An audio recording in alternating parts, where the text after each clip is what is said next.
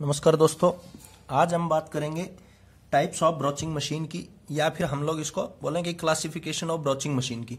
Actual में आपके पास ये क्लासिफिकेशन ही है, क्योंकि टाइप्स में तो आपके पास स्ट्रेट यही होता है, या तो वो पुल टाइप है या फिर आपके पास हाइड्रोलिक टाइप है या मैनुअली ऑपरेटेड है।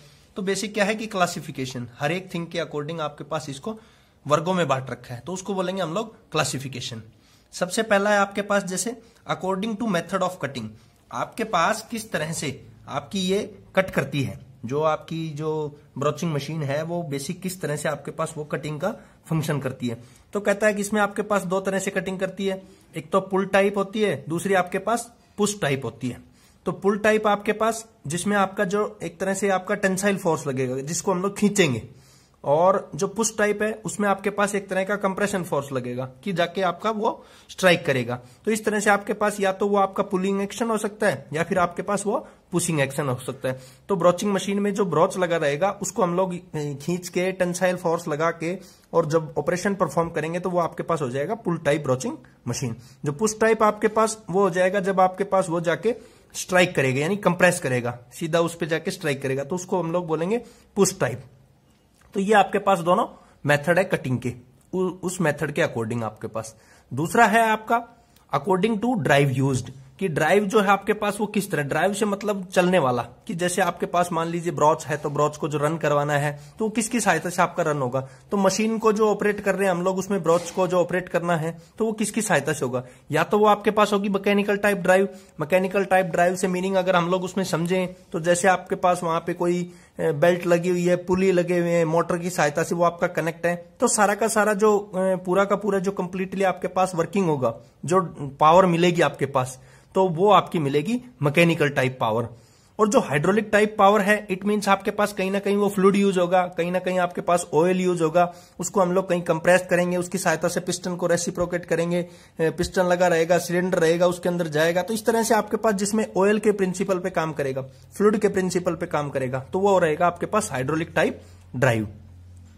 तीसरा आपके पास according to movement of broach, broaching machine में आपके पास जो ब्रोच की मूवमेंट है वो आपके पास किस तरह से रहेगी। कहता है कि आपके पास वर्क के अकॉर्डिंग हम लोग अगर उसकी बात करें तो आपके पास किसी में वर्क आपका फिक्स है और किसी में आपका मूवेबल है। तो ऐसे आपके पास वो ब्रोच है, तो किसी में आपका मूवेबल ब्रोच है, मूविंग ब्रोच है, जिसमें आपकी ब्रोच मूव करती है, चाहे वो आपके पास वर्टिकली मूव करे चाहे वो आपके पास हॉरिजेंटली मूव करे, तो वो आपके पास मूव करेगी।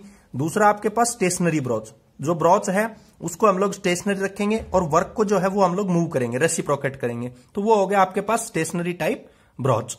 नेक्स्ट है तीसरा according to number of heads used, जो हेड है जिसके अंदर आपके पास वहां पे आपको रैम लगानी है, उस रैम के लिए कितने नंबर ऑफ आपके हेड्स यूज होते हैं, तो उसके अकॉर्डिंग हम लोगों ने क्लासिफाई किया हुआ है। एक होता है आपके पास single ram head. Single ram head से मीनिंग है कि जिसमें आपका एक ही हेड है और उसमें आपकी एक ही रैम लगी हुई है, जो कि आपके पास वो रेसिप्रोकेट करेगी। It will be in horizontal condition और it will be in vertical condition, तो वो कैसे भी हो सकती है।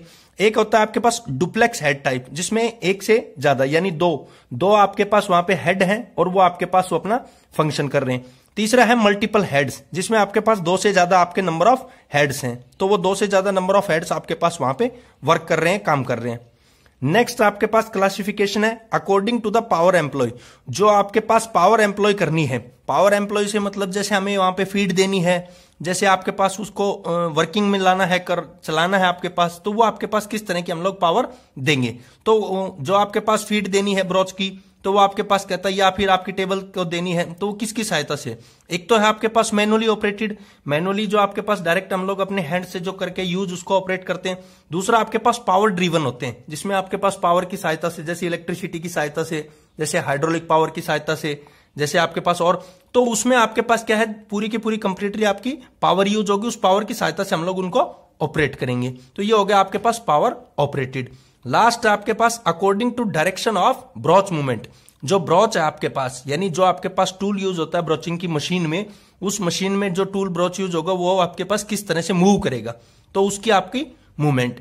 एक तो आपके पास कहता है कि वो हॉरिजेंटली मूव करे, यानी आपके पास इस तरह से आपका हॉरिजेंटली मूव करे। दूसरा आपके पास वो रैम कहता है जो ब्रोच का टूल है वो आपके पास रैम के अंदर वर्टिकली मूव करे। इट मींस आपके पास कटिंग करनी है, जैसे हॉल है उसके अंदर कोई थ्रेडिंग कटिंग करनी है, कोई स्लॉट कट करना है, तो आपके पास वो इस तरह से इंटरनली स्लॉट कट करता हुआ चलेगी आपकी जो ये ब्रोच रहेगा। इसमें आपके पास कटिंग करनी है इंटरनली, आपका कोई जैसे मान लो सिलेंडर के अंदर या किसी और की थिंग के अंदर, तो आपके पास ये इस तरह से मूवमेंट करेगा। तो बेसिक आपके पास क्या है कि हॉरिजेंटल मूवमेंट और वर्टिकल मूवमेंट। तो ये था आपके पास इंपॉर्टेंट, क्योंकि कंप्लीटली जब डिटेल पढ़ेंगे हम लोग किस किस तरह की मशीन है, जैसे सिंगल रैम मशीन है तो उसमें किस तरह से, तो उसके बारे में डिस्कस आगे करेंगे। अभी तो था केवल जो ब्रोचिंग मशीन है उसका किस तरह से क्लासिफिकेशन करते हैं। तो ये बहुत बार क्वेश्चन आता है एग्जाम पॉइंट ऑफ व्यू से, बहुत इंपॉर्टेंट क्वेश्चन है। थैंक यू दोस्तों।